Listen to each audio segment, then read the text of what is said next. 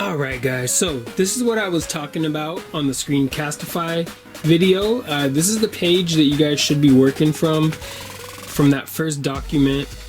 And if you look at it, these are the examples of the mannequins. Now, I have one of these mannequins, but it's in my class, so I don't have it with me. So these are a bunch of photos that you guys can work with. If you look on the far left side, that's the one that I'm going to want you guys to work with in particular for this example. So this one right in here on the far left, you're going to have to scroll down a little bit to be able to find that on the document. But it's just a facing forward frontal view. So we're going to use that one just because it's the most straightforward. So we're going to use that, and we're also just going to use a sheet of lined paper if you guys have it. The reason we're going to use this is because it gives us a structure to work with very easily. So some of you guys might not have rulers. This will help us to get a good spacing so that we can see the general height of the figure. Okay, so I'm going to be working from the screen, but I'm going to keep the camera on the paper so you guys can see that. Now, on this particular paper, it has a lot of lines. Some might have less, some might have more, but we'll work with 3 lines as our spacing. The easiest thing to do with this is just to fold it in half and give it a crease.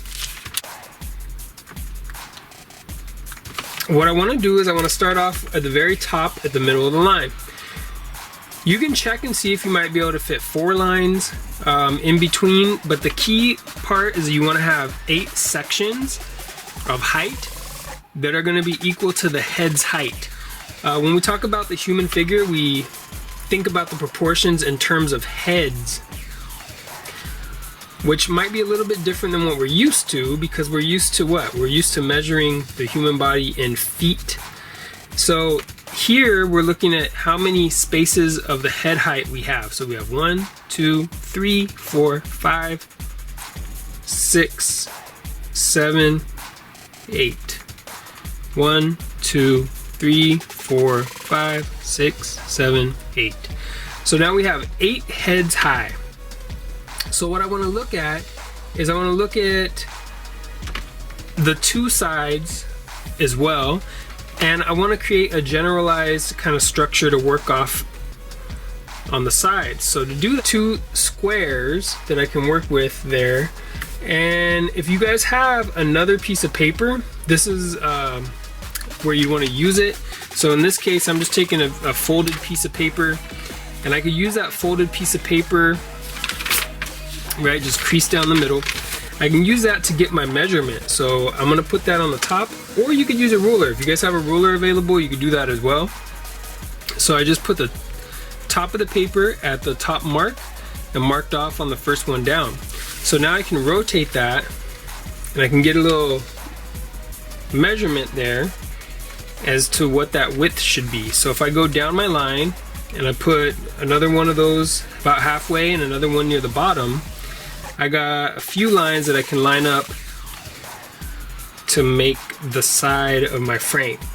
Now we're just doing this for this one, right?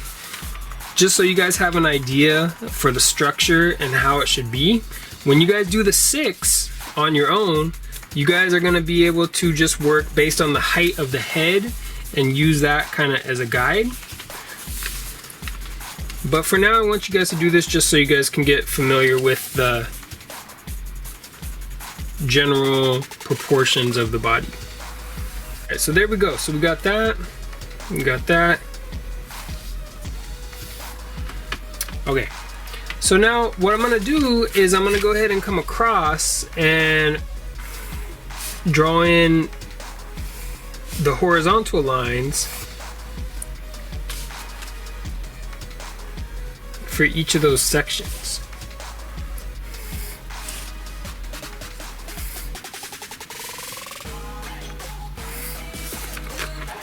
Okay, so I have 8 spaces in height, and I have the 2 for the width. Once you guys have got this drawn out, using either the paper as a ruler or using a ruler, What I'd like you guys to do is kind of bounce back and forth between the mannequin photo and the drawn image of the human form to figure this out. The reason is sometimes it's hard to see kind of like where things should align, and this is a generalized structure for the human body, but it's fairly accurate as well. This has been studied a lot, and that's why they say most people have between 7.5 and 8 heads of height for their bodies, and things usually fall within these spaces. So each one of these squares is representing the height of the head. Okay, so the top of the head would go all the way up to the very top and come down to that very first line. So something like this. Then underneath that, we're gonna have the neck. So we're representing the neck here with a sphere. And then we have the shoulders coming out, or the top of the chest, or the top of the torso. And we're gonna come down from there to about the bottom of the second square. Now I'm gonna draw it kind of like almost like a V shape, a blocky V. But if you were to see it from the side view, it's gonna be more kind of like a cube, kind of like a cubic form. And every joint that we have in our body, everywhere there's like a pivot or a place where it can flex and move, we're going to represent that with a sphere. The sphere is just kind of a nice way to show that that's where the movement is, and it gives a good placeholder for that kind of space in between. So for up here for the shoulder, we're going to add a sphere on both sides. The upper portion of the arm is going to come down from that just about to the next line. Now these would be cylinders, okay? So we don't have to necessarily make them as cylinders here, but if you were to shade them, you'd shade them in the same kind of way you would make a cylinder. Then you're gonna have another sphere in between for your elbow. So we're gonna have both of those sides coming down. And get that elbow, okay, just about to the line. We're gonna have a bit of a smushed sphere for the area right here in between our groin or pelvis and the torso. So I'm gonna go ahead and get that in there, kind of like an oval. For the pelvis itself, right, there's a lot of different ways that could be represented. Some of the different mannequins have a little bit of a different shape. But in general, on the mannequin, they're represented kind of like a widened cylinder. So kind of a rounded cylinder coming out to the sides a bit. And that usually is going to come down just a little bit below that next line. So you can see we have the head height. So we have 1, 2, 3, 4 so far. And the bottom of that pelvis or groin area is coming down just below there. And we're gonna throw in the spheres right underneath. Now that's gonna represent the socket, basically where we're our leg bone, upper leg bone is connecting to the pelvis. And then we're going to have cylinders coming down from there, and those cylinders are going to go down to the second line away. So we're up here, we're gonna go 1, 2, and that's how far we're gonna come down with that. Okay, so that's where we're gonna throw in another joint. Okay, we're gonna do the same thing on the other side, so it's gonna be almost like a cylinder. Throw in another joint. Okay, and then we're gonna come down with the next one, another cylinder. And for this one, we're going to be going almost about 1.5 squares for this lower portion of the leg.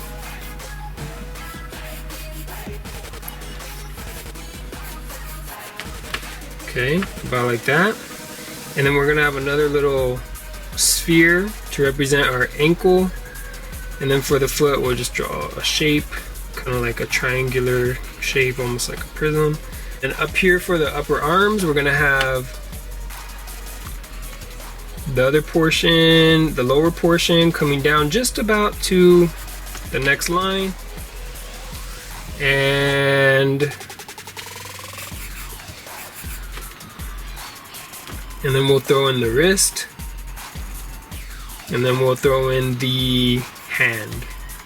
So the hand itself will come down just about to that next line.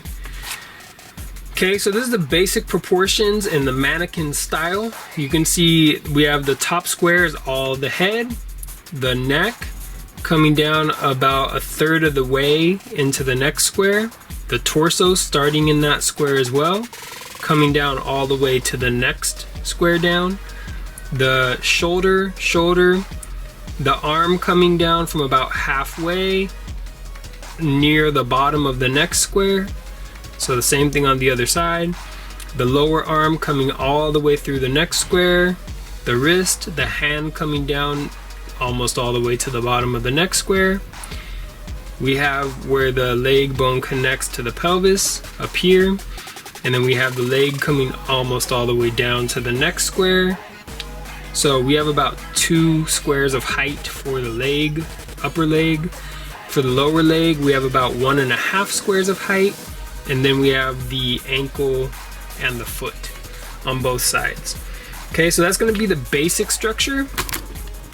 And if you look, you could see if we were to add in the heads, right? There's 1 head, 2 heads, 3 heads, 4 heads, 5, 6, 7, 8. Okay, so try it out this way.